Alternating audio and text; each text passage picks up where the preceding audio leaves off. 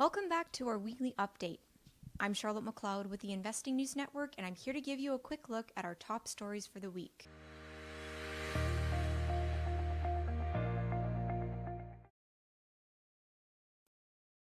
Gold spent time below the $1,800 per ounce level midway through the week, but it picked back up and was just under $1,810 at the time of this recording. While the yellow metal is still well above its 2021 low point, its performance this year has been a disappointment for some. I had the chance to speak recently with mining industry veteran Rick Rule of Rule Investment Media, who pointed out that a higher gold price isn't necessarily desirable. He reminded market participants that, among other things, typically it means they'll face challenges elsewhere in their portfolios.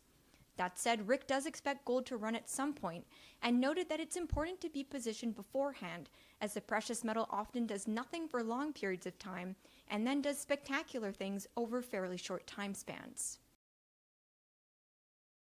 Rick also spoke about the future for silver, explaining that precious metals bull markets first tend to favor gold as fear buyers rush toward it for insurance.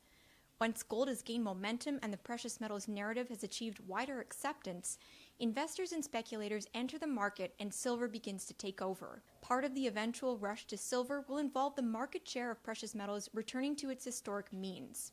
Here's how Rick explained it.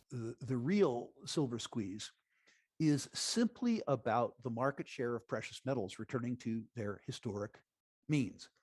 It's about university pension funds, state pension funds, and insurance companies going from having no precious metals in their asset hoards to having 2 or 3% in precious metals.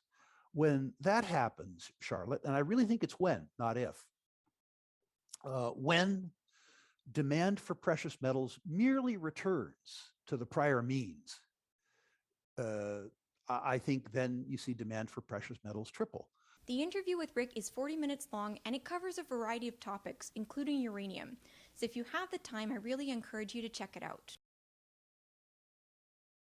And on the note of uranium, we asked our Twitter followers this week what level they think it will reach in 2022. The poll was ongoing at the time this video was recorded, but most respondents voted for the $70 to $90 per pound range. We'll be asking another question on Twitter next week, so make sure to follow us and share your thoughts. I want to close out this week's video with a quick note on INN's Outlook content. At the end of every year, our reporters reach out to experts in the many industries we cover, from gold to lithium to cannabis and more. In December, we compile the information these market watchers share to give our audience a look at the year ahead. From now until the end of the month, I'll be highlighting a couple of outlooks every week. This time around, I'd like to point you in the direction of our uranium and vanadium outlooks.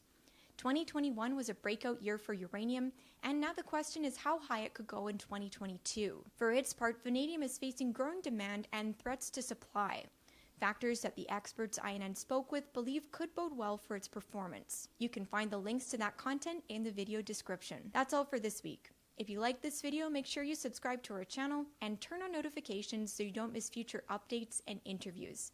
You can also follow us on social media or click below for our free report or any article mentioned in this video.